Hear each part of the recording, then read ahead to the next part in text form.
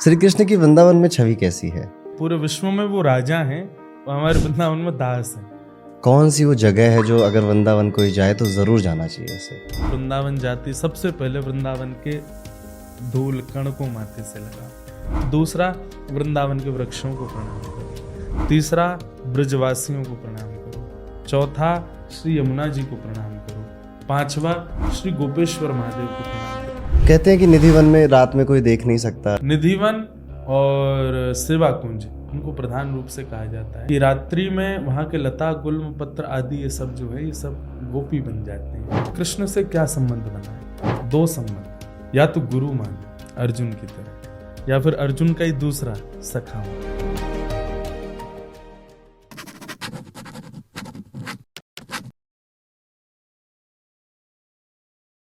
महाराज जी, हमारे दूसरे पॉडकास्ट में आपका फिर से बहुत बहुत स्वागत है। पिछली बार पॉडकास्ट आपके साथ किया था, कलयुग की बातें करी थी जी। और आप आए और श्री कृष्ण की बात ना हो, राधा रानी की बात ना हो, ये कैसे हो सकता है? तो आज के पॉडकास्ट में हम भगवान श्री कृष्ण की कथाएं और उनको समझने की छोटी सी कोशिश करेंगे। जैसे मैं ना कई सालों से वीडियो बना रहा हूँ, तो राधे राधे बोलना मेरा वो एक है कि हर वीडियो के एंड में राधे राधे, हर वीडियो की शुरुआत में राधे राधे बोलना। और ये अपना पर्सनल अनुभव आपको बताऊं कि अब काम अपने आप बनने लग गए हैं। जब से राधा को मांगा है और कुछ मांगने की ज़रूरत नहीं पड़ती, सब अपने आप ही आ जाता है। तो वो जीवन में वो सुकून मेरे ये राधे राधे की वजह से आया। तो ये बहुत बड़ा महामंत्र है मेरे लिए तो। और राधा का नाम ज़्यादा बड़ा है श्री कृष्ण से, ऐसी अनुभूति होती है। और राधा जी जल्दी काम करवा देती हैं आपका, ऐसी भी अनुभूति होती है। तो क्या ये सच्चाई है इसमें? अब इसमें एक चीज़ तो ये है कि सांसारिक दृष्टिकोण से काम बनाने के लिए वो नाम है, पर हमारे ब्रज में उसकी रीति अलग है। वहाँ केवल उपासक और केवल प्रेम उपासी लीला चिंतन के लिए राधा नाम का आश्रय लेते हैं। कोई ऐसा नहीं कि हमारे काम बने या कुछ ऐसा, हमारे ब्रज में ऐसी भावना नहीं है। पर यह है कि अगर मैं बिल्कुल सांसारिक दृष्टिकोण से बोलूँ तो जो आप श्री किशोरी जी का नाम बोलते हैं, तो ऐसा नहीं किशोरी जी काम बनवाती, फिर आपके काम ठाकुर जी करते हैं। अच्छा, हाँ, जैसे ही आपने कहा राधा, तो हमारे यहाँ एक श्लोक है, मुझे श्लोक स्मरण में नहीं, तो राधा बोलते समय जैसे ही आप रा बोलते हैं ना, तो वैकुंठनाथ पति योगेश्वर जगदीश्वर श्री कृष्ण की सिंहासन हिल जाता है। क्यों? उनको इतना प्रिय है कि वो अपने लाख करोड़ काम छोड़ करके सुनने के लिए आपके सामने आ जाते हैं। अभी मैंने कहा राधा राधा राधा राधा 4 बार कहा, निश्चित है इस कमरे में 5 लोग बैठे हैं, लेकिन अभी ठाकुर जी एक क्षण के लिए आए होंगे और सुन करके गए होंगे कि कोई राधा बोल रहा है। तो इसका मतलब ये, जो अब मैं सांसारिक दृष्टिकोण से बात करूं, जब आप कहते हैं कि राधा नाम का आश्रय लेने के बाद सब काम बनने लगे, कैसे? किशोरी जी थोड़ी काम कर, वो तो राजकुमारी हैं, वो तो सदा रहती हैं। पर जब कोई व्यक्ति राधा नाम आश्रित हो जाता है तो बाकी काम फिर ठाकुर जी बना मैं, चल भैया तेरे काम मैं करूँगा, तू या गाता रहे, तू या को बोलता रहे, मुँह को सुनाता रहे, तेरे काम सब मैं कर दूँ। श्री कृष्ण की वृंदावन में छवि कैसी है? वृंदावन अब मैं सुना दूं, बता दूं, तो बता आप बस दीजिए। इसमें कोई संशय मत करना भाई। कोई संसार संशय के लोग, हमारे माई श्यामा जू को राज, हमारे पूरे विश्व में वो राजा हैं, वो हमारे वृंदावन में दास हैं। कौन के? श्री जी के। जाके अधीन सदा ही सांवरो, या ब्रज को सिरताज। सांवरो जिसके सदा अधीन है, अधीन मतलब ऐसे खड़े रहते हैं ठाकुर जी किशोरी जी के सामने। तो हमारे वृंदावन में अगर आपको ठाकुर जी की छवि कैसी, तो श्री लाडली जी के दास की छवि है हमारे ठाकुर जी की। वो सदा, वैसे तो देखो एक दूसरे के सदा प्रेमी हैं, एक दूसरे के भाव को वर्धन करें, एक दूसरे के आनंद प्रेम में उत्साह करें, पर हमारे प्रेम का एक स्वरूप है कि अपने प्रेमी के आगे झुक जाना, अपने प्रेमी के आगे नतमस्तक हो जाना। वो स्वरूप योगेश्वर कृष्ण का वृंदावन में। आजकल वृंदावन में भीड़ बहुत हो रही है। वो हो रही है प्रदर्शन की, दर्शन की नहीं है। प्रदर्शन मतलब अब क्या हो गया है कि लोग बाग अभी तक अपना मैं क्या खा रहा हूँ ये दिखा रहे थे, मैं क्या पहनना हूँ ये दिखा रहे थे, मैं क्या पी रहा हूँ ये दिखा रहे थे, पर अब मैं क्या सोच रहा हूँ, मेरे दिमाग में क्या चल रहा है। देखो मैं मंदिर गया, मैंने राधा यहाँ लिखवा लिया, मैंने जाकर के इस्कॉन में नाचा, मैं गया प्रेम मंदिर में जाके मैंने ये किया। अब वास्तविक में तो वो भक्त नहीं है, पर रील्स में वायरल होने के लिए एक वायरल म्यूजिक पर नाचेंगे गोपियों की तरह, दिखाएंगे कि हम वैष्णव भक्त हैं। तो ये प्रदर्शन, ये नहीं होना चाहिए, वास्तविक हृदय में आना चाहिए। कहीं ना कहीं ये अच्छी बात भी तो है कि किसी बहाने से तो राधा हाँ, नाम वो बोल रहा बात है। तो फिर तस्मात् केनाप्युपायेन मनः कृष्णे निवेशयेत्। नारद जी कहते हैं भागवत में, किसी भी उपाय से सही मन लगना चाहिए ठाकुर जी में, परंतु जरूरी थोड़ी ऐसे ही सीधे सीधे, ठीक है एक बार एक बहाने से लग गए तो अब उस बहाने को वास्तविकता भी तो बनाओ, धीरे धीरे वो वास्तविक भी होना चाहिए। तो ये बात ऐसा कहते हैं कि जैसे वृंदावन ना हर कोई नहीं जा सकता, है। जिसको ठाकुर जी बुलाएंगे वही आ हाँ पाएगा। ठाकुर जी नहीं, श्री जी। श्री जी बुलाएंगे। जिसको श्री जी चाहेंगी वो वृंदावन पधारेगा। आप अपनी चाह से, अपनी इच्छा से, अपनी कामना से आप वृंदावन नहीं जा सकते। आप अगर वृंदावन की तरफ गाड़ी मोड़ गए हो तो समझना ठाकुर जी याद कर रहे थे। जैसे ही वृंदावन में गाड़ी प्रवेश कर जाए तब कहना नहीं, श्री जी याद कर रही थी। वृंदावन यहाँ बैठ के, नोएडा में, दिल्ली में, मुंबई में कहीं पर बैठ के वृंदावन की याद आ जाए तो समझना ठाकुर जी ने आपका स्मरण किया।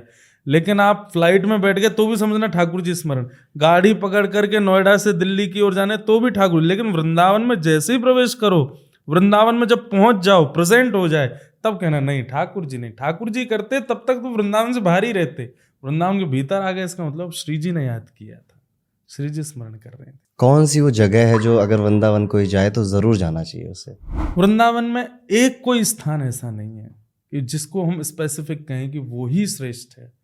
वृंदावन के कण को मरम न जाने कोई, वृंदावन के वृक्ष को मरम न जाने। वृंदावन का कण कण, वृक्ष वृक्ष, हर स्थान, आप बस सीमा जो वृंदावन का जो परकोटा है उससे भीतर पहुंच जाओ, उसके बाद फिर चाहे कहीं पड़े रहो। कोई मंदिर जो बताना चाहें आपकी, इन मंदिरों में जरूर जाना? जितने हो सके ज्यादा से ज्यादा जाओ। कोई एक अभी क्या हो गया है कि मैं हाथ जोड़ के निवेदन करूं, वैष्णव जन केवल बिहारी जी तक ही सीमित रहते हैं। बिहारी जी को हम लोग ब्रजवासी जन ऐसा कहते हैं कि भाई वृंदावन बचो रे, या हमारे बिहारी जी बाहर खड़े हो गए, बोले मेरे पास ही आओ, यहीं से लौट जाओ, ताकि वृंदावन सुरक्षित रहे भीतर। पर मैं चाहूंगा कि वैष्णव यदि आप भाव से बन गए हो तो वृंदावन के भीतर प्रवेश करो। बिहारी जी, राधा वल्लभ जी, राधा रमन, मुख्य रूप से हमारे वृंदावन में राधा रमन, राधा वल्लभ और श्री बिहारी जी विराजमान है। बाकी मंदिरों का तो शहर है, 5000 से ज़्यादा मंदिर हैं। गोपीनाथ जी को कई ठाकुर हैं, वो मुगल काल में बाहर प्रस्थान कर गए तो राजस्थान में विराजते हैं। बाकी वृंदावन जाओ तो मैं तो ऐसा कहता हूँ कि वृंदावन जाते सबसे पहले वृंदावन के धूल कण को माथे से लगाओ। दूसरा, वृंदावन के वृक्षों को प्रणाम करो। तीसरा, ब्रजवासियों को प्रणाम करो। चौथा, श्री यमुना जी को प्रणाम करो। पांचवा, श्री गोपेश्वर महादेव को प्रणाम करो। उसके बाद कहीं भी जाओ। ये 5 पहले, जैसे स्कूल में शूज होने चाहिए, टाई होनी चाहिए, नेल्स कटे होने चाहिए, ड्रेसअप होने चाहिए, तब आप क्लास में एंट्री करोगे ना। ऐसे ही वृंदावन की भी ये यूनिफॉर्म है। पहले रज को माथे से लगाओ, ब्रजवासियों को प्रणाम करो, वृक्षों को प्रणाम करो, यमुना जी को वंदन करो, गोपेश्वर महादेव को वंदन करो। ये 5 लोग हैं, इनको पहले वंदन कर लो। फिर आप बिहारी जी जाओ, राधा वल्लभ जी जाओ, राधा रमन जी जाओ, राधा दामोदर जाओ, कहीं भी जहां आपका मन करे जाओ। निधिवन की कोई कथा सुनाइए। निधिवन क्या है? श्री निधिवन जो है, यहाँ पर स्वामी श्री हरिदास जी महाराज विराजते थे और हरिदास जी वहाँ पर अपनी साधना करते थे। हरिदास जी कौन हैं? जिन्होंने श्री बिहारी जी को प्रकट किया। तो स्वामी श्री हरिदास जी महाराज वहाँ पर रह कर के खूब साधना करते थे और गायन के वे अधिष्ठाता थे एक प्रकार से। उन्हीं के शिष्य थे तानसेन, जो राग मल्हार गाते तो वर्षा होती, राग दीपक गाते तो दीप जल जाते थे। तो वो उनके शिष्य थे। सोचो गुरु जी क्या होंगे, जिन तानसेन का नाम अकबर आदि राजा भी सुनकर के अपने 100 काम छोड़ते थे, पर उसको सुनना है। सोचो उस तानसेन के गुरु जी थे स्वामी श्री हरिदास जी, वो वहां विराजते थे। स्वामी जी महाराज वहीं रहते थे, उनके कुछ शिष्यगण भी रहते थे। स्वामी जी गायन करते थे और एक कुंज, वृक्षों की एक कुंज थी, उस कुंज को प्रणाम करते थे। सबने पूछा कि आप इस कुंज को प्रणाम क्यों करते हो, क्या है इस कुंज में? तब एक दिन उन्होंने अपने एक शिष्य को कहा कि आप जाइए, जा करके उस कुंज में प्रणाम करिए और वहां से कुछ प्रसाद लेकर के आना, वहां कोई विराज रहे हैं। तो जब उनके शिष्य वहां गए, उन्होंने जाकर के प्रणाम किया, नेत्र उठा करके देखा तो युगल श्यामा श्याम दोनों विराज रहे थे। दोनों का दर्शन करके बोले गुरु ने दृष्टि दी तो दिख गए, नहीं तो लगता था खाली कुंज है। दोनों का दर्शन करके कहा कि गुरुदेव ने कहा कुछ प्रसाद लेकर के आना, कुछ प्रसाद दीजिए। तब श्यामा और श्याम दोनों एकाकार रूप हो गए और वहीं बिहारी जी प्रकट हो गए। तब बिहारी जी को ललिता और विशाखा श्री राधा रानी की सखियों ने उन शिष्य को प्रदान किया। तब श्री हरिदास जी के वे शिष्य अंदर से बिहारी जी को लेकर के आए और ला करके श्री हरिदास जी को प्रदान किया। हरिदास जी भाव विह्वल, नेत्रों से आंसू, श्यामा श्याम का एकाकार रूप श्री बिहारी जी प्रकट हुए।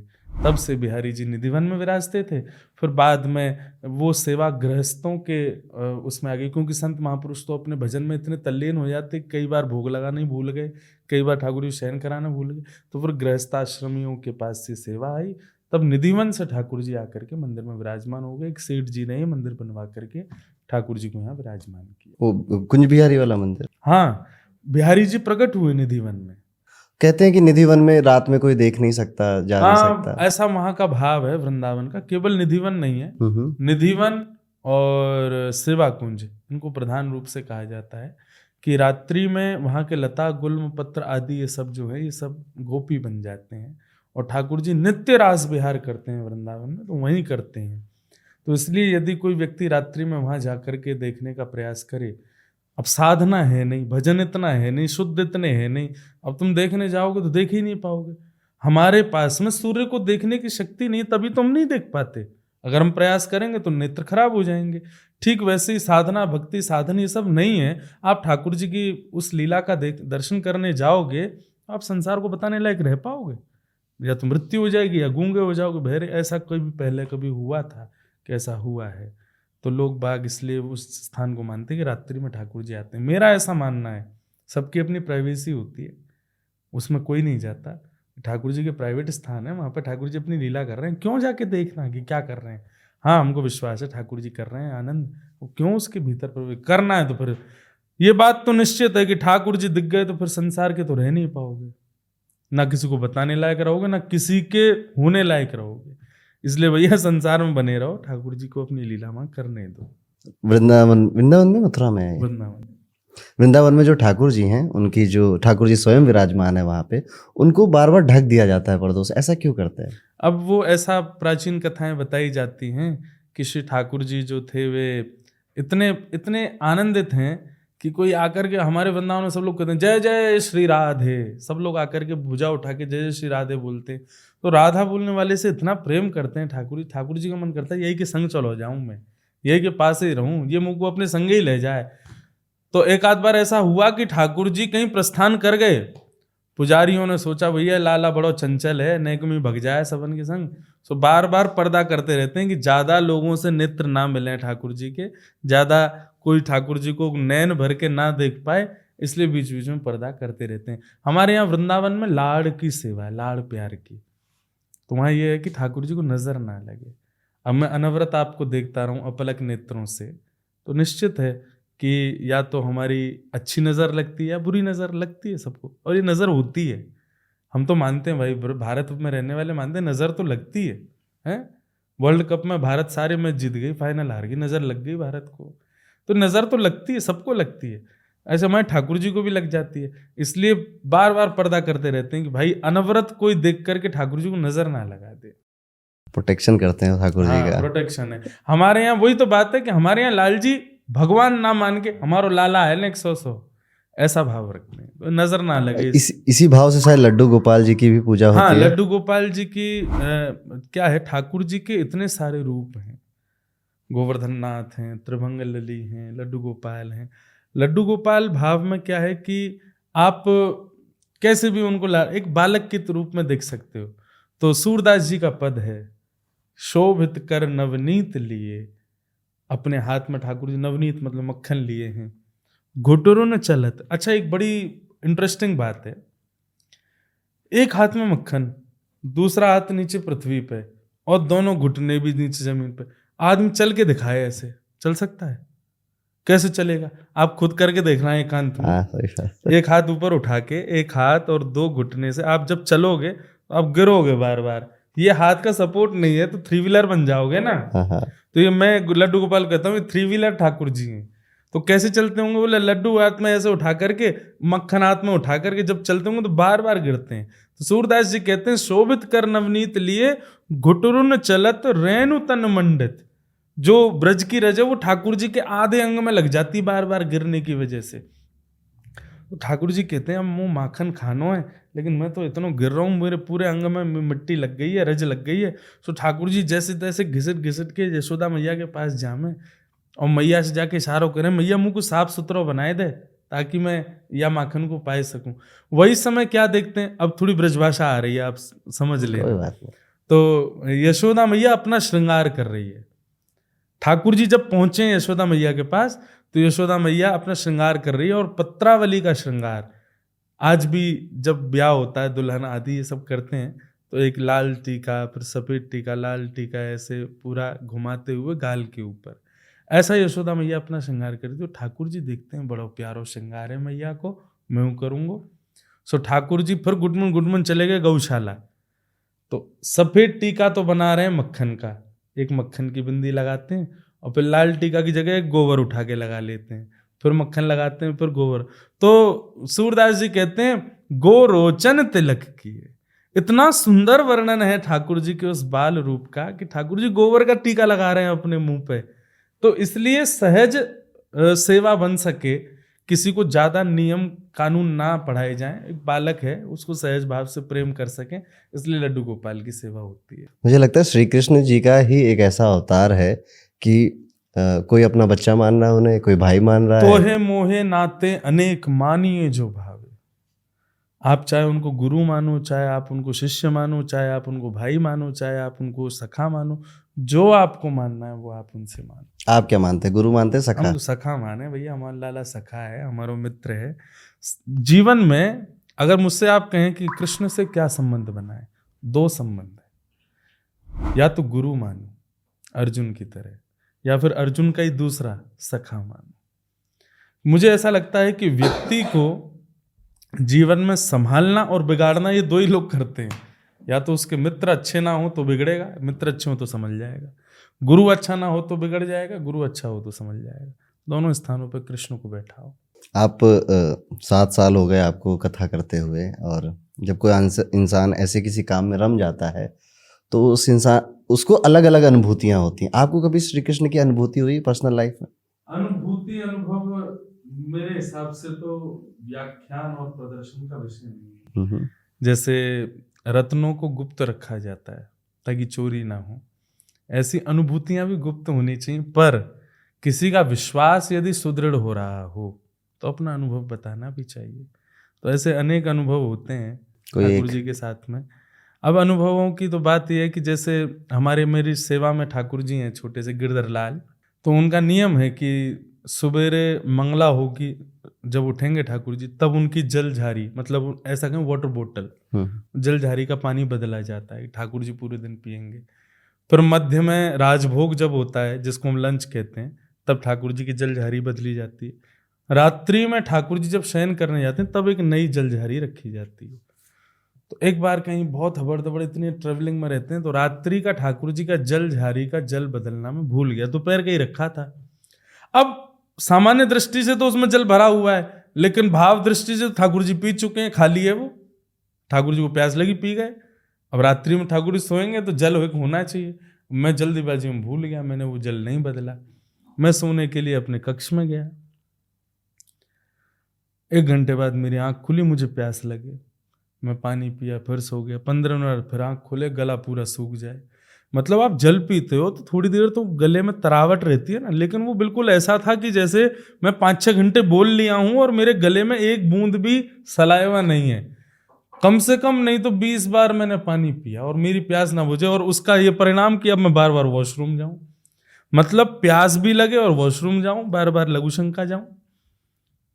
सवेरे मैंने किया, यार पूरी रात क्या रहा है, पानी पानी पीता रहा हूँ, बार बार वॉशरूम गया हूँ। मैंने कहा छोड़ो। अब स्नान ध्यान करके जैसे ही मैं ठाकुर जी की सेवा में गया, तभी मुझे याद आया, मैंने अरे रात्रि तो जल मैंने बदला नहीं। तब मुझे याद आया, मैं लाल जी में कह रहे हैं सारे रात भर मैं भूखो प्यासो बैठो रहा हूँ, पूरी प्यास लगी है मुँह को, और तू अपने पास जल लग के बैठ गए हैं, तो को प्यास लगेगी, तो को ये कराऊंगा मैं आनंद। रात भर ठाकुर जी को प्यास लगी तो वही प्यास मुझको अनुभव हो रही थी। तो ये ऐसी अनुभूति वहां पर अनुभव हुई। बाकी और भी कई अनुभूतियां हैं। एक बार कहीं कथा चल रही थी, तो मैं क्या कंटिन्यूअसली 3 महीने से बाहर कथाओं में था, ठाकुर जी भी संग थे। तो मुझे 1-2 दिन से थोड़ी याद आ रही थी, अब घर चले, बहुत दिन हो गए, 3 महीने हो गए, घर कब जाएंगे। तो मुझे तब तो लगा कि मुझे आ रही है, पर वास्तव में पता चला वो ठाकुर जी को याद आ रही थी घर की। और उस दिन ऐसा अनुभव हुआ कि रात्रि मैं तो सो गया, लेकिन जिनके घर पर मैं रुका था वो लोग सुबह जब मिलने आए तो बोले, महाराज जी रात में कोई रो रहा था ऊपर। मैंने कहा कौन रो रहा था? बोले ऐसा था, बालक जैसी आवाज में। नहीं, मेरे परिकर में तो कोई बालक है नहीं। और बोले महाराज जी वो रो भी ब्रज भाषा में ही रहा था कि मुझे घर जानो है, मुझको घर की बड़ी याद आ रही है, अरे मुझको घर ले चलो, मुझको मैया की याद आ रही है। मैंने कहा कौन रो रहा था भाई ऐसे रात में? सबसे पूछा, सब बोले हम तो सो रहे थे। मैंने कहा तो ये संभव तो नहीं, ब्रजभाषा और कौन बोलेगा? अकेले कमरे में बैठा बैठा मैं सोच रहा था, मैंने कि यार ऐसा कैसे होगा, मैंने हो सकता है स्वप्न आया हो। लेकिन तभी अचानक दृष्टि पड़ी लाल जी पे, हमारे ठाकुर जी को। मैंने कहा अच्छा जे रो रहे, जे रात भर तड़प रहे कि मुझको ब्रज लेके चलो, वो घर की याद आ रही। तो ऐसे कई अनुभूतियां लाल जी की होती हैं कि वे संग विराज रहे हैं और संग लीला कर। कभी ऐसा दिखे हैं श्री कृष्ण आपको स्वप्न में? स्वप्न में अनुभव, देखो एक बात मैं कहूँ, मेरी अभिलाषा नहीं कि वो मुझे दिखें। मेरी अभिलाषा है कि आप केवल अनुभूति कराते रहो, अनुभव कराओ।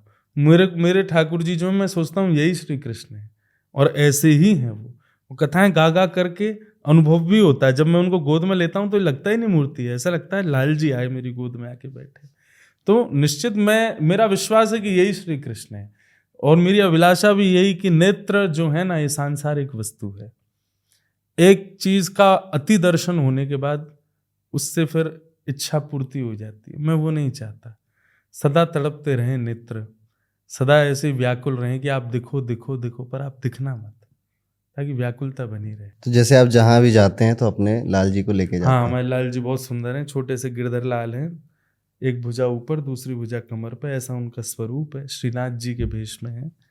तो ऐसा संग सबको करना चाहिए क्या कि अपने ईश्वर को लेके अगर जाएं? आप अपने देखो, आपने कहा ईश्वर को संग, अगर आप उनको भगवान मानते हो तो मंदिर में ही बैठा हो, लेकिन आप उनको अपना सखा मानते हो, अपना संगी साथी मानते हो, तो संग लेके चलो सब जगह। लेकिन इस पे अब थोड़ा प्रकाश डालूं कि कई जगह लोग बाग ऐसे ही ले जाते हैं ठाकुर जी को, उनके अनुकूल व्यवस्था नहीं होती, वहां भी ले जाते हैं। नहीं भाई, मित्र संग आया तो उसके अनुकूल व्यवस्था भी तो होनी चाहिए। तो हमारे साथ तो ये एक प्लस पॉइंट होता है कि हमें कथा वक्ता है तो हमारा पहले ही बोल दिया जाता है कि व्यास जी आएंगे, उनके संग उनके लाल जी भी आएंगे, उनके अकॉर्डिंग व्यवस्था होनी चाहिए। तो व्यवस्था अनुकूल हो तो ही संग लेके चलना चाहिए, नहीं तो घर में ही कुछ ऐसी व्यवस्था हो कि सब उनकी सेवा हो सके। एक मैंने बहुत कॉमन चीज़ देखी, जब आप किन्हीं की आराधना करते हैं या किसी भक्ति भाव आता है आपके मन में, तो आप उनसे बातें करने लग जाते हैं। और मैंने बहुत लोगों के मुंह से सुना है, स्त्रियों के मुंह से, कि वो मेरे बच्चे जैसे हैं या मेरे भाई जैसे हैं। तो कुछ भी दुख होता है, कष्ट होता है, तो हम उनसे बता देते हैं और जवाब भी आ जाता है, मन में ही आंसर भी आ जाता है। आपके साथ ऐसा होता है? हाँ, मेरे साथ में क्या होता है कि मैं लाल जी से तो चर्चा करता है, मतलब ऐसे कुछ बोलते रहते हैं। बाकी मैं एक नई चीज़ करता हूँ कि मैं 4 पर्चियाँ बना लेता हूँ। जैसे मुझे कुछ करना है तो लोग करूँ एक पर्ची, एक पर्ची नहीं करूँ एक पर्ची, जैसी तेरी इच्छा, मतलब ठाकुर जी कह रहे हैं जो तेरे को बढ़िया लगे, और एक पर्ची खाली, और ठाकुर जी कह रहे हैं कि अभी सोचने दो। तो मैं 4 पर्ची उछाल देता हूँ। हमारे ठाकुर जी इतने चतुर हैं, वो हर बार खाली वाली पर्ची आती है, अभी सोचने दो। मतलब ये तो मैं अनुभव कर चुका हूँ कि वो बहुत खेलते हैं। अर्जुन के साथ में गीता में क्या कर रहे हैं भगवान, महाभारत युद्ध में जब सबका केंद्र बिंदु अर्जुन था, सब यही चाहते हैं अर्जुन को मारो, और सब जब प्रत्यंचा पर बाण चढ़ा चढ़ा के अर्जुन को केंद्र में लेते, तो अचानक अर्जुन के घोड़े प्यासे रुक गए एक जगह पर। भगवान ने खूब चाबुक मारा लेकिन आगे ही नहीं बढ़े। अर्जुन बोला क्या होगा? भगवान बोले तुम्हारे घोड़े प्यासे हैं। अर्जुन बोले अब क्या होगा? बोले तुम बीच युद्ध मैदान में खड़े हो, चारों तरफ से कौरवों ने घेर रखा है, भगवान मुझे बचाओ। तब भगवान मंद मंद मुस्काते हैं। ये तो परीक्षा वो करते ही हैं। बोले अच्छा क्या करें अब? बोले आप बताओ। करिष्ये वचनम तव, आप जो कहोगे मैं करूँगा। भगवान बोले केवल बोल रहे हो कि करोगे? बोले नहीं मैं करूँगा भगवान। बोले अच्छा, धनुष बाण नीचे रखो, रथ से नीचे उतरो, नीचे उतर करके पृथ्वी में धनुष से गड्ढे करके जल निकालो, घोड़ों को पिलाओ, दोबारा बैठ जाओ। अर्जुन बोला ये क्या कह रहे हो आप? ये सब लोग मुझे भून देंगे, सब लोग मेरे कोई बाण मार देंगे, बाणों की सैया पे लेट जाऊंगा मैं। भगवान बोले अभी तो तूने कहा कि करिष्ये वचनम तव, आप जो कहोगे सो करूंगा, आप करो। तो इसका मतलब क्या है कि ठाकुर जी का ये स्वभाव है कि वो अच्छा एक और बात, अगर आप राम रूप के भजन आश्रित हो तो सहज है कि वो सरल सरल सब करते जाएंगे। लेकिन आप अगर श्री कृष्णोपासी हो तो निश्चित है कि आपकी पग पग पे परीक्षा है, क्योंकि ठाकुर जी खेलते हैं। तो मेरे साथ ऐसा होता है, 4-5 बार पर्ची मैं अब तक उछाल चुका हूं। उछाली तो बहुत बार है, लेकिन 4-5 बार ऐसा हुआ है खाली वाली आती है। और सोचने दो, मुझे ऐसा लगता है कि ठाकुर जी खेल रहे हैं। बोले इतना आसानी से कैसे उत्तर दे दूंगा, अभी तो तुमको थोड़ा नचाना है हमको। ये बात सुनने के बाद कई लोग पर्चियां बनाएंगे वो अपने घर में। और नहीं, ये बात आपसे अच्छा एक बात और मान लीजिएगा जी, यदि आपको 1 करोड़ रुपए का मुनाफा हो रहा है, आपने ठाकुर जी से पूछा और ठाकुर जी ने ना बोल दिया, उसके बाद इतना विश्वास तो कर लेना कि चले मत जाना। धर्म संकट जैसा हो जाएगा। हाँ, कि मन में तो है कि चलो मान लेते कि इससे शादी करूं कि ना करूं, और मन है बहुत 7-8 साल से साथ में, और ठाकुर जी मना कर दें, तो फिर उसमें वही बात है कि ठाकुर जी की आज्ञा को अध्यादेश मानो। आप उस पर फिर या तो पूछो ही मत। तो ऐसा भी मन करे एक बार और उछाल लेता हूँ क्या? फिर उसमें फिर 3 बार करो। अच्छा, फिर वोटिंग होनी चाहिए ना। एक बार तो ठाकुर जी की मान ली, दूसरी बार फिर उछाला, दूसरी बार भी अगर ठाकुर जी की नहीं आई, मेरी आ गई, तो अभी तीसरा और बचा फाइनल, तीसरी बार और। अगर तीसरी बार में ठाकुर जी जीत गए तो समझ जाना कि बस ठाकुर जी संकेत कह रहे हैं बाद में मत रोना बेटा, हम पहले ही कह रहे हैं मत करो। कभी ऐसा हुआ है? हमारे एक पंडित जी हैं, उनका ब्याह होना था, अब हो रहा है अभी दिसंबर में।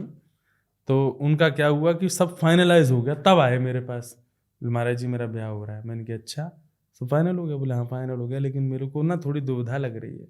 महाराज जी एक बार आप लाल जी से वो पर्ची उछाल के पूछो। मैंने देख लियो बेटा, घर में तो सब फाइनल हो गया, मैं ठाकुर जी ने मना कर दी तो। बोले मैं करूँगा ही नहीं, लेकिन मुझे पता है ठाकुर जी हाँ बोलेंगे। मैं ठीक है चलो गए, तो ब्याह करूँ ब्याह ना करूँ, ब्याह जैसी तेरी इच्छा। और चौथी पर्ची मैंने रखी नहीं, मैंने मुझे पता है खाली वाली आएगी, वो रखी नहीं, 3 ही रखी। जैसी उछाली तो आ गया नहीं करो। अब वो सर पटक के बोले मेरे पिता माता सबकी बात हो गई, वहाँ तो सब डिसाइड हो गया। मैं ठाकुर जी तो मना कर रहे हैं भाई। महाराज जी एक बार और उछाल दो। मैंने नहीं अब तो 3 बार उछलेगी, वोटिंग होगी किसकी ज्यादा किसी की। दूसरी बार उछाली तो आगे करो। मैंने अब तीसरी वाली में यूं नहीं कहते जैसी तेरी इच्छा।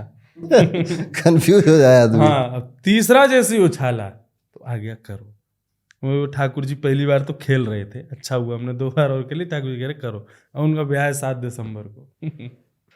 पर्ची वाले बाबा कहेंगे अब से लोग आपको। नहीं हम तो नहीं है भैया, लेकिन हाँ ये है कि लाल जी के आगे अगर ये प्रश्न उत्तर करो, ठाकुर जी कोई उत्तर दे दें तो उस पर फिर संशय मत करना, चाहे उसमें घाटा हो रहा हो, उस काम को कर लेना, ठाकुर जी रक्षा करेंगे। अच्छा एक बात और है, अगर आप ठाकुर जी की आज्ञा मानोगे तो ठाकुर जी का दायित्व बनता है कि उसमें तुम्हारी रक्षा हो। और जरूरी नहीं है भैया जैसा हम सोचें उससे सब अच्छा ही अच्छा हो तो ही सब ठीक रहेगा, नहीं। कई बार ठाकुर जी जानबूझ के ऐसा करवाते हैं कि तुम्हारे साथ गलत हो, ताकि तुम्हारा वो रिक्रिएशन आगे चल करके उसी से संभव हो पाएगा।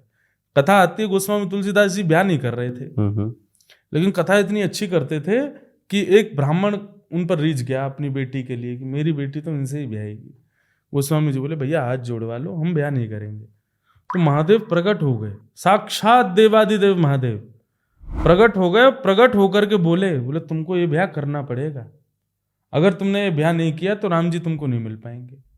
तो राम जी मिलेंगे इसलिए तुलसीदास जी बोले भाई फिर तो महादेव आज्ञा कर रहे हैं, मतलब इससे अच्छी पत्नी तो नहीं मिलेगी।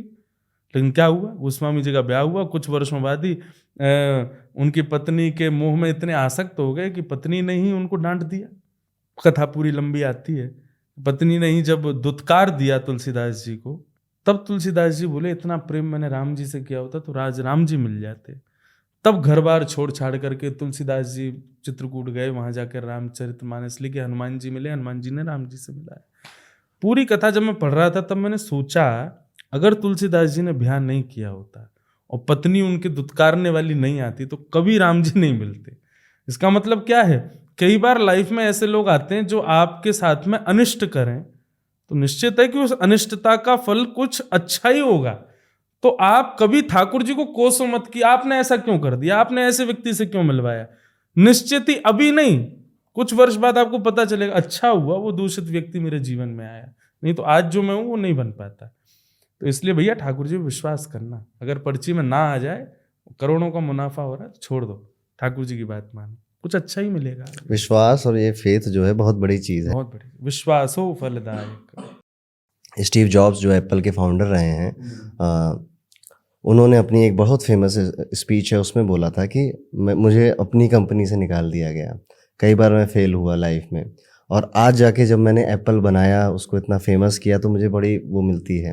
लेकिन जब मैं पीछे मुड़ के देखता हूँ तो एवरी डॉट कनेक्टेड, हर एक डॉट कनेक्टेड है, इस वजह से आज मैं यहाँ पर हूँ। तो वही बात आपने भी कही, और इसी को हम लोग नॉर्मल भाषा में कहते हैं कि जो होता है अच्छे के लिए। ये भाव बहुत बड़ा है। आज आपको नहीं समझ में आएगा, 2 साल बाद, 4 साल बाद जरूर समझ में आएगा। अभी आप एक ज्योतिष शास्त्र में भी आप हैं, आपके पास अधिकतर लोग आते होंगे कि मेरा इससे ब्याह हो कि नहीं, क्या आप क्या बताते हैं? बोले हाँ भाई अच्छा है, सब अच्छा होगा, ब्याह कर लो। लेकिन अभी आप अगर देखें जितनों के ब्याह हो गए, निश्चित ही सबके घर में कलेश कुछ ना कुछ चलती रहती है। तो इसका मतलब जरूरी नहीं कि ब्याह जिससे आप करो वो अच्छी आए, आपकी सुनने वाली आए, आपकी मानने वाली आए तो ही आपका बढ़िया। कई बार कुंडलियां इसलिए भी अच्छी मिलती हैं कि नहीं बेटा तुम्हारी डांट फटकार दुत्कार पड़ेगी तभी तुम अच्छे बनोगे, इसलिए भी शायद कुंडलियां अच्छे से मिलती होंगी कि तुम्हारे लिए वही ठीक है, तुमको डांट, तुम लात के भूतों बातों से नहीं मानोगे, इसलिए तुम्हारी कुंडली। कई लोग कहते हैं मेरे से, महाराज जी हमें ज्योतिषियों ने तो बताई थी बहुत अच्छी कुंडली, लेकिन ये तो लड़ती रहती पूरे दिन मुझसे। मैंने कहा नहीं भैया, इसीलिए अच्छी है क्योंकि तुम्हारे जीवन में शायद लड़ाई से ही और ये सब इनकी डांट फटकार से ही शायद तुम्हारा अच्छा क्रिएशन होगा। तो ये सब बात है, पर हमारा मूल बात ये है कि भाई ठाकुर जी के आगे जो प्रस्तुत हो गया उस पर पूर्ण विश्वास। तो महाराज जी आपने शादी वादी की इतनी बातें कर ली हैं, आपकी तो शादी अभी हुई नहीं है। नहीं जी। बहुत लोग मुझसे पूछते हैं कि मतलब कैसी हो लड़की, मतलब हम क्या गुण देखें उसके अंदर ताकि हमारा जीवन अच्छा चले। तो एक स्त्री के अंदर क्या गुण होने चाहिए? अभी मैं क्या बताऊं, पिछले पॉडकास्ट में मैंने आपको एक बात बताई थी, कहाँ आदमी यही सोच रहा है कि मैं पीता हूं तो वो भी पीने वाली होनी चाहिए तो बढ़िया पटेगी हमारी। सबके अपने अपने भाव। आप जैसे हम वैष्णव हैं, हम भक्त हैं, तो हमको तो एक ही चीज दिखती है भाई, वो भी भक्त हो। लेकिन मेरे को ऐसा लगता है कि यदि ठाकुर जी की भक्ति का गुण यदि कन्या में है तो माँ की भी सेवा करेगी, पिता की भी सेवा करेगी, आपको भी संभाल लेगी, आपके पूरे परिवार को। स्त्री के ऊपर ना बहुत बड़ा दायित्व होता है। जन्म लेने के बाद पिता का दायित्व, विवाह के बाद पति का दायित्व, जन्म देने के बाद एक पुत्र का दायित्व। तीन क्या कहते हैं, कांस्टेंट जीवन जीने वाले लोगों का कल्याण उद्धार एक स्त्री के हाथ में होता है। बहुत बड़ा दायित्व है। पुरुष के ऊपर इतना बड़ा दायित्व नहीं है। पुरुष को तो केवल अपना देखना, अपना परिवार देखना है, पर कन्या को तो 3 परिवार साधने, पिता का, पति का और फिर एक और परिवार जो उसने जन्म दिया, पुत्र का। तो उसके ऊपर तो बहुत बड़ा दायित्व होता है। अगर इन दायित्वों में उसके अंदर कृष्ण भक्ति है, हृदय में थोड़ा भाव है, मुझे ऐसा लगता है तीनों दायित्वों को बहुत सहजता से वो संभाल लेगी। हमारे तो अगर कोई, आपका जो प्रश्न था कि क्या देखें गुण, कृष्ण भक्ति का अगर गुण है ना, आंख बंद कर लेना, फिर मत देखना कि रूप कैसा है, रंग कैसा है, परिवार कैसा, कर लेना बस। जैसे ज्योतिष में भी कहा जाता है ना कि एक मान्यता है कि कुंडली में जो लिखा है वो होगा, और उसे बदल सिर्फ एक ही व्यक्ति सकता है या एक ही चीज सकती है, वो श्री कृष्ण है। अगर आप श्री कृष्ण की भक्ति करते हैं, श्री कृष्ण आपके साथ है, तो कुंडली, राहु, केतु, शनि ये कुछ मैटर नहीं करते। और यही सारे संत भी कहते हैं, इसीलिए वो कहते हैं कि मत मानो कुंडली को, श्री कृष्ण की भक्ति करो या भक्ति करो। इसी से एक सवाल मेरा और मन में आ रहा है कि हमारे हिंदू धर्म में बहुत देवी देवता है, हमने हर एक चीज़ को देवी देवता बना दिया। इसके पीछे क्या सोच रही होगी हमारे ऋषियों की कि हर एक चीज़ में तुम देवता को देख रहे हो, देवी को देख रहे हो? इसमें प्रधानता की बात है कि आप सबको प्रधानता दो। बनाया तो सब ठाकुर जी नहीं है, हमारे यहाँ पर लोग कहते हैं कि ये मूर्ति को पूजने वाले, ना, हमारे यहाँ मूर्ति पूजा विशेष नहीं, हमारे यहाँ सबकी पूजा विशेष है। सर्वम खलु इदम ब्रह्म, हमारे यहाँ ब्रह्म केवल मंदिर में नहीं, सब में है। अभी क्या हो गया, हम मंदिर में गलत नहीं करते, मंदिर में गलत नहीं खाते, मंदिर में गलत नहीं पीते, क्यों? भगवान बैठे भैया, ये मंदिर है। पर हमारे शास्त्रों को अगर देखो तो पूरा विश्व ही मंदिर बताया गया है। आप वृक्ष के नीचे बैठे हो, वो भी मंदिर है, पृथ्वी भी मंदिर है, ये भी माता जी हैं, जल भी वरुण देवता हैं, अन्न भी देवता हैं, ये भी, मतलब हमारे यहाँ सब जगह सतर्क रहने को कहा। जो सतर्कता आप मंदिर में करते हो वो सतर्कता पूरी लाइफ में कर रखो, क्योंकि आप 24 घंटे घिरे हुए मंदिरों से ही हो, ठाकुर जियों से ही हो। तो एक भाव तो ये है कि आपके चारों तरफ एनवायरनमेंट में सब ठाकुर जी हैं भैया, सब जगह सतर्क रहो। केवल मंदिर में क्यों सुधर जाते हो, बाहर क्यों बिगड़ जाते हो? बाहर आपको क्या लगता है ये केवल वृक्ष है, ये केवल हवा है, वायु है, आकाश है, पृथ्वी है, यहाँ कुछ भी करोगे? नहीं, यही तो साक्षात ठाकुर जी हैं। मंदिर में तो फिर भी पत्थर के रूप में है, यहाँ तो सबकी सब चीज के रूप में ठाकुर जी विराज रहे हैं। तो इसलिए हमारे ऋषियों ने, संत जनों ने शायद सब जगह ठाकुर जी का निवास बताया, ताकि सब जगह व्यक्ति सतर्क रहे और इस विश्वास में रहे कि हाँ सब जगह हैं। वृंदावन में गोवर्धन है, गोवर्धन को भी हम पूजते हैं। गोवर्धन पे भगवान श्री कृष्ण के पाँव के, हाथों के चिन्ह मिलते हैं, ये सच बात है? बिल्कुल, वहाँ पर कुछ शिलाएं हैं जिन पर ठाकुर जी के चरण चिन्ह हैं। ब्रज में कई जगह हैं जहाँ ठाकुर जी के कुछ चिन्ह प्राप्त होते हैं, और श्री गोवर्धन नाथ जी में विशेष रूप से वो चिन्ह अंकित हैं आज भी। तो वैसे तो एक प्रकार से वृंदावन की रज पूरी ठाकुर जी के चरण चिन्हों से अंकित है, इसलिए वहाँ की रज को माथे से लगाते हैं, क्यों? एक एक कण में ठाकुर जी का अंग विद्यमान। गोवर्धन की परिक्रमा का क्या महत्व है? 21 किलोमीटर की परिक्रमा है। श्री गोवर्धन नाथ जी जो हैं वो स्वयं कृष्ण ही हैं, उन्हीं का ही रूप है।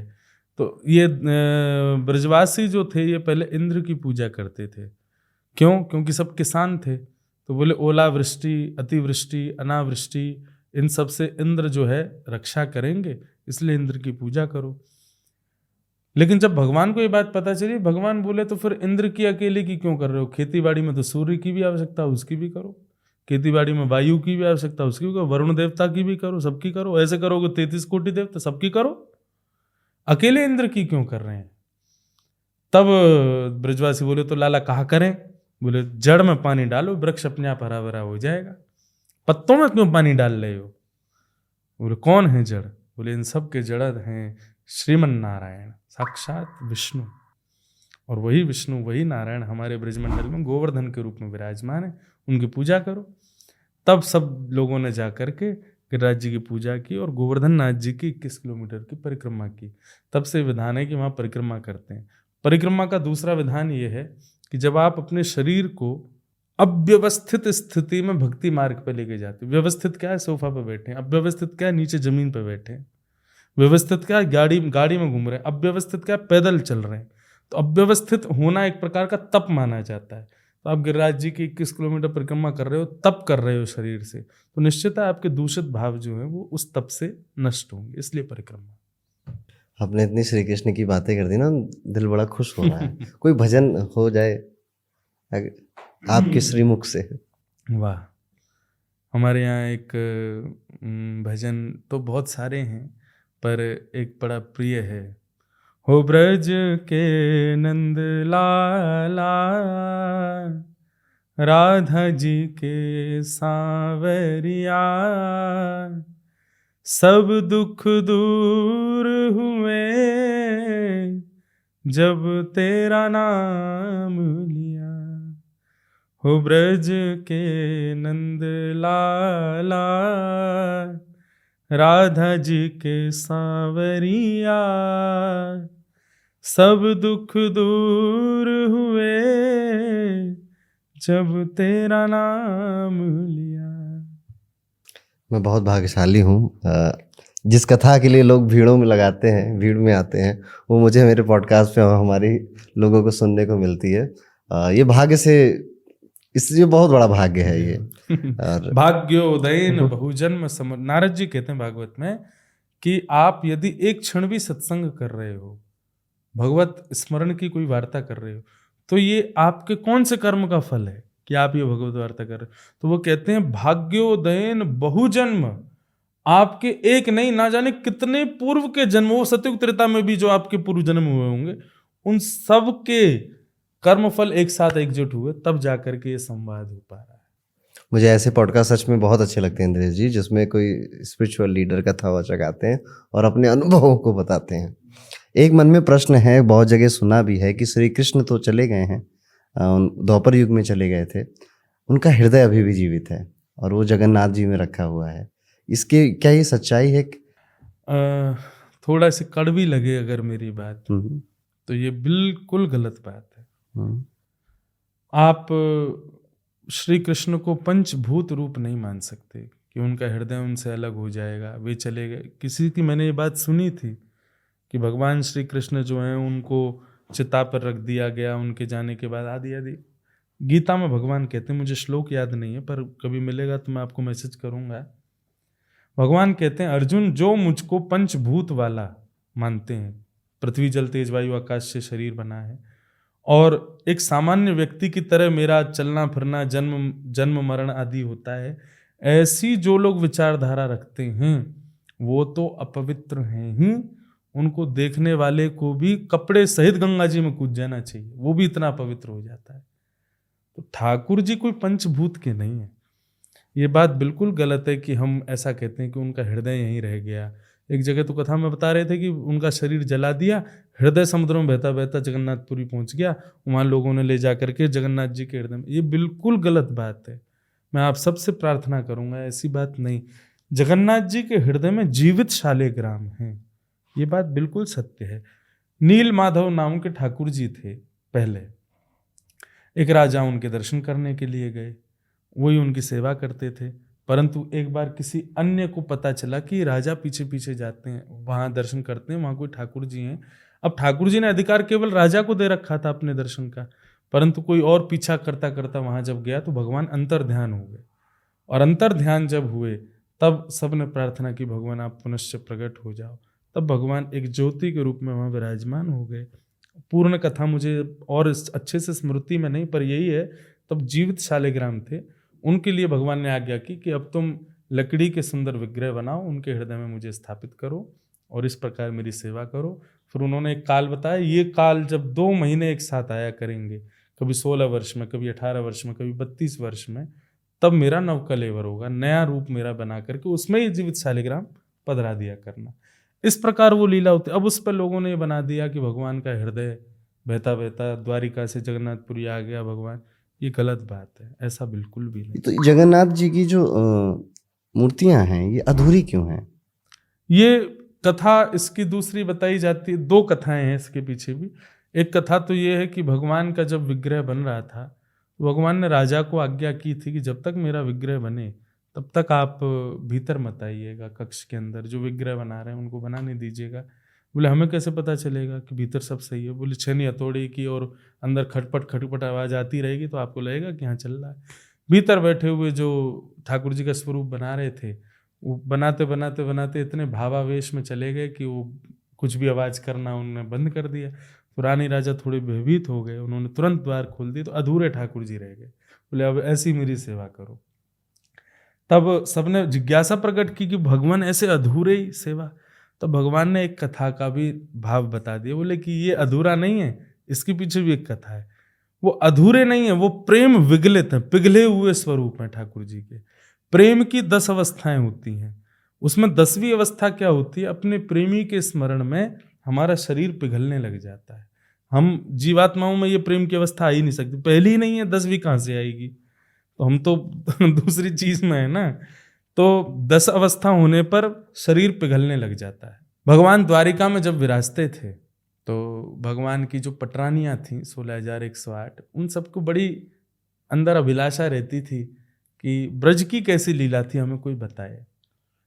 तो यशोदा मैया तो ब्रज में ही थी, लेकिन रोहिणी मैया जो बलराम जी की मैया थी वो साथ थी द्वारिका में। तो अधिकतर सब रोहिणी मैया के पास ही जाती थी कि मैया आपने तो ब्रज की सारी लीलाएं देखी हैं, ठाकुर जी कैसे माखन चुराते थे, क्या कर, हमें सुनाओ ना। तो बार बार बहाना ढूंढ के चली जाती। बोले क्यों? बोले ब्रज की बात करोगे तो सब रोने लग जाओगे, और कृष्ण और बलराम ने अगर सुन ली तो बेचारे 3-4 दिन तक भोजन ही नहीं करेंगे, ब्रज की इतनी याद आती है। तब एक दिन सबने हट कर लिया, बोले कब सुनेंगे अब हम, आप तो ऐसे बहाने ढूंढती रहती हो। तो सुभद्रा जी बोली, भगवान की बहन, कि आप लोग एक काम करो, आप लोग चर्चा करो, मैं द्वार पे बैठ जाती हूँ, मैं देखती रहूंगी, कृष्ण बलराम अगर आ रहे होंगे तो मैं अंदर इशारा कर दूंगी कि चर्चा बंद करो, कन्हैया आ गए। वो ठीक है। अंदर बैठे रोहिणी जी बीच में बैठी थी, चारों तरफ भगवान की पत्नियां बैठ करके भगवान की बाल लीला सुन रही थी, कैसे ठाकुर जी माखन चुराते, कैसे यशोदा मैया के संग लीला करते, कैसे भगवान ने कालिया नाग का मर्दन किया, आदि आदि सब लीला सुनाते सुनाते जैसे ही ब्रज से जाने की कथा आई, रोहिणी मैया के नेत्र बंद हो गए, नेत्रों से आंसू, और समस्त कृष्ण पटरानियां भी भाव विभोर। तभी वो स्वर बाहर बैठी सुभद्रा को सुनाई दिया, और सुभद्रा भी उसमें ही निमग्न हो गई, भूल गई कि मुझे रखवाली करनी है द्वार की, कि कृष्ण बलराम अंदर ना चले जाए। तभी सामने से कृष्ण बलराम आ गए। उन्होंने देखा कि अंदर कक्ष में से छोटी छोटी जल की धाराएं आ रही हैं, वो अश्रु थे 16,108 राजकुमारी और रोहिणी मैया के। और बाहर बैठी सुभद्रा जो है उसका शरीर कांप रहा है और मुख से कृष्ण कृष्ण कृष्ण शब्द निकल रहा है। सबको ब्रज की याद आने लगी, ब्रज के बाल कृष्ण की याद आने लगी। तभी कान लगा करके कृष्ण बलराम दोनों जब बैठे तो यशोदा मैया और कृष्ण का वो मधुर संवाद जैसे ही सुना, वे भी वहीं बैठ गए, नेत्रों से आंसू गिरने लगे। ठाकुर जी भाव विह्वल हो गए और इतने भाव में चले गए कि नेत्र तो बंद हुए, ठाकुर जी के हाथ पिघलने लगे, मुख पिघलने लगा, अंग प्रत्यंग पिघलने लगा, भगवान की भुजाएं खड़ी हो गईं। और भुजाएं खड़ी होकर के मानो बार बार चित्त को कभी सहला में फिर भुजा खड़ी करें, मानो ठाकुर जी कह रहे हो किसी ब्रजवासी को लाओ, मेरे हृदय से लगा दो, मुझसे सहन नहीं हो रहा ये वेदना। तब भगवान कृष्ण बलराम और सुभद्रा का ये भुजा फैला करके ब्रजवासियों को बुलाने का स्वरूप ही श्री जगन्नाथ जी। ये पॉडकास्ट श्री कृष्णमय हो गया और श्री कृष्ण की जन्माष्टमी आती है, हम मनाते हैं, हम सभी लोग मनाते हैं। कोई ऐसा विधि बताना चाहें या कोई एक तरीका बताना चाहें हमारी ऑडियंस को आप, कि आप जन्माष्टमी को इस तरह से मनाया करें या ये गलतियां ना करा करें? सबसे बड़ी बात यह है, भक्ति में जब आप संबंध बना लेते हैं ना ठाकुर जी से, तो अपराध मुक्त हो जाते हो। जब तक आप भगवान को भगवान मानते हो तब तक आप अपराध बनाते रहते हो, पर जैसे ही आपका संबंध स्थापित हो जाता है तो अपराध मुक्त हो जाते हो। अब तो वो संबंध ही है। तो ठाकुर जी के प्रति सबसे बड़ी बात कि अच्छा, एक और बात, आप उनको तो लाला मानते हो, लेकिन अपने आप को क्या मान रहे हो? आप खुद को भी यशोदा मानो, खुद को भी बलराम मानो, खुद को भी रोहिणी मानो, खुद को भी नंद बाबा मानो। तो उसी भाव से ही सेवा करो कि मैं नंद बाबा हूं, ये मेरा लाला है, मैं यशोदा हूं, ये मेरा लाला है। तो अपराध बनेगा ही नहीं, आप सब सहज ही करते चले जाओगे। तो बस इसीलिए ये जन्माष्टमी आदि ऐसे करनी चाहिए। और विशेष रूप से क्या ना करें उसमें यह है कि उस दिन व्रत करो, निश्चित व्रत करना चाहिए उस दिन ठाकुर जी की। मतलब अच्छा, व्रत के भी बड़े कारण हैं, व्रत और ये जो फास्टिंग होती है इसके बहुत कारण। पर मुझे क्या लगता है कि जन्माष्टमी को व्रत क्यों करना चाहिए? बोले कि हम सुबह से इतने व्यस्त थे कि हमको भोजन करने का भी समय नहीं मिला, हम लाल जी की व्यवस्था में इतने निमग्न हो गए। प्रेम का एक स्वरूप होता है ना, हम जब अपने प्रेमी के आगमन की एक्साइटमेंट में रहते हैं, पानी पीना भूल गए, दवाई खाना भूल गए, भोजन करना भूल गए, तो उससे पता चलता है कि आपका प्रेम किस स्तर का है। तो जन्माष्टमी के दिन आप भोजन नहीं कर रहे हो, बोले क्यों? इतने एक्साइटेड थे, इतने व्यस्त थे लाल जी की व्यवस्था में कि हम भोजन ही करना भूल गए। तो एक तो व्रत का नियम ये, दूसरा व्रत का कारण ये कि हम जिसके प्रेम हमारी जो आयु है ना वो भोजन पर निर्भर होती है, हम जितना भोजन करते हैं उतनी आयु कम होती है। तो जन्माष्टमी वाले दिन जब आप अन्न नहीं खाते हो तो मतलब आपकी एक दिन की आयु बढ़ गई, परंतु रात में आपने कृष्ण जन्माष्टमी के बाद पंजीरी भोग खा लिया तो व्रत टूट गया। तो इसका मतलब आपने क्या किया?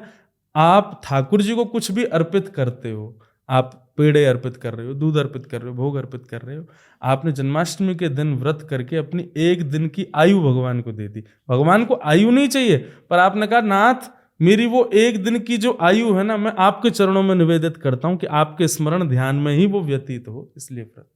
तो व्रत जरूर करना चाहिए जन्माष्टमी को।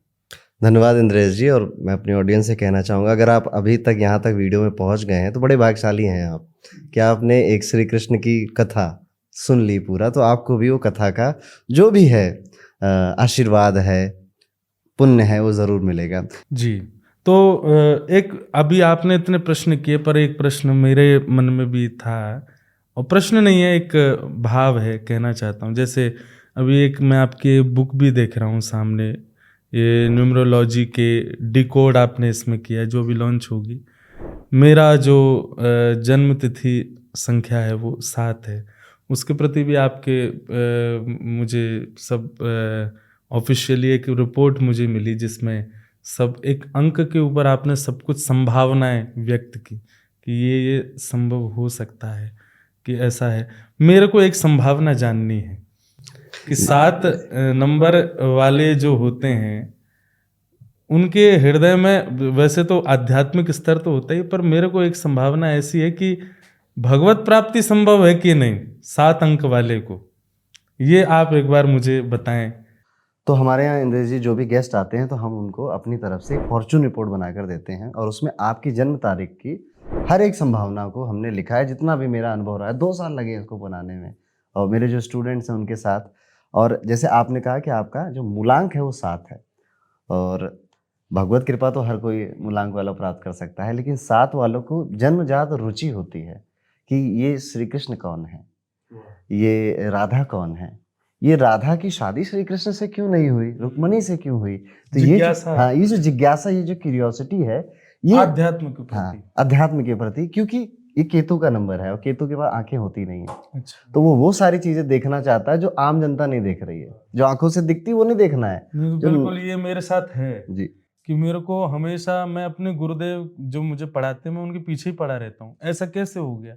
इसके बाद अच्छा, एक और चीज हुई जो मैं अनुभव में बताऊं, कि जैसे मैंने जितना पढ़ा उतना मुझे पता है, पर जो मैंने नहीं पढ़ा, कई बार मैं वो भी गुरुजी से बोलता हूँ तो गुरुजी बोलते हैं ये कैसे पता तुमको।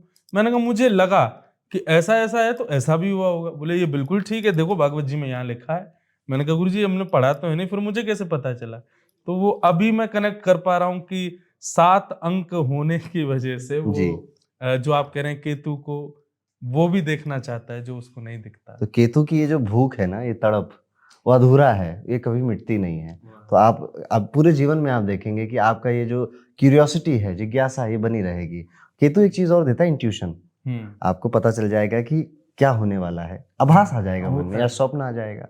और मैनिफेस्टेशन, कि आप जब ऐसे झटके से कुछ कह दोगे ना किसी को कि अरे जा तेरा काम बन जाएगा, ठीक है, तो उसका काम बनेगा। और आप किसी को बुरा भी कहोगे, वैसे आप नहीं कहते होगे, तो वो भी उसके साथ होगा। तो नंबर 7 इतना पावरफुल नंबर है, बहुत बड़ी ताकत है इसके साथ। लेकिन अधिकांश लोगों के साथ एक चीज़ ये भी होती है कि बड़ी ताकत के साथ थोड़ी कमजोरी भी आती है, और वो है कन्फ्यूज़न, कि कुछ फैसले लेने में थोड़ी कन्फ्यूज़न हो जाएगी, पूछना पड़ेगा भाई मैं ये ठीक कर रहा हूँ या नहीं कर रहा हूँ। तो 7 नंबर को इस तरह से देखा जाता है। थोड़ा सा कन्फ्यूज़न डिसीजन टेकिंग में थोड़ी बनी रहती है। पर जो आप बात कह रहे हो मैं अपने आप को रिलेट कर पा रहा हूँ कि मुझे वो अनुभव होता है कि मैं वो देखता हूँ जो आंखों से नहीं दिख पाता, वो दिख जाती है, अनुभव होती है। और विशेष रूप से मेरा मूल सिद्धांत केवल भगवत भाव है। तो मुझे लाल जी की लीलाएं जो हैं, जब मैं बोलता हूँ, आपने भी मुझसे प्रश्न किए, तो मैं सुनी हुई बात नहीं बोल रहा था। आपने मुझसे प्रश्न किया, तुरंत वो चित्रण मेरे दिमाग में, एक फिल्म चल रही थी, मैं वो सुना रहा था कि ऐसा ऐसा ऐसा हो रहा है। तो वो मेरे को होता है कि मुझे मैनिफेस्टिंग होती है। और ये भी मैंने देखा है कि मैं कुछ कह दूं, जैसे घर में कोई ब्याह हुआ, सबकी रुचि है लेकिन मेरी रुचि नहीं थी, तो मैंने ये भी देखा, भगवान ना करे ऐसा हो, पर मैं बोल देता हूँ कि भाई मुझे नहीं लग रहा कि ठीक जाएगा, वो ठीक होता ही नहीं। मैनिफेस्टेशन की बात करी है, तो कुछ है भागवत में मैनिफेस्टेशन के लिए? मैनिफेस्टेशन ही तो है। आप ये चीज देखो कि सबने तप किया, तप क्या है, सब तप क्या कर रहे हैं, कुछ प्राप्ति के लिए। पर अभी क्या हो गया है, कलयुग में लोग ना तप नहीं करते, बस मैनिफेस्टिंग कर लेते हैं कि हमको ये चाहिए, अब ये चाहिए, ये चाहिए, ये चाहिए, बार बार सोचते रहेंगे। पर प्राचीन काल में क्या होता था, जो चाहिए उसके लिए तप करते थे। तो मुझे ऐसा लगता है कि मैनिफेस्टिंग तो काम करेगी, उसके संग हमारी आध्यात्म की एक चीज जोड़ो, थोड़ा तप कर लो। जैसे कुछ चाहिए तो थोड़ा उसके साथ में नियम कानून और थोड़ा व्रत का पालन कर लो, थोड़ा तप कर लो, थोड़ा भजन कर लो, तो निश्चित है कि वो मिलेगा। इंद्रेश जी, हमारे पॉडकास्ट में दोबारा आने के लिए बहुत बहुत धन्यवाद आपका। और हम तीसरी बार भी आपका यहाँ पे अभी मैं इनविटेशन दे रहा हूँ, क्योंकि मुझे बहुत अच्छा लगा आपके साथ बैठकर और आपके साथ बात कर। राधे राधे। राधे राधे।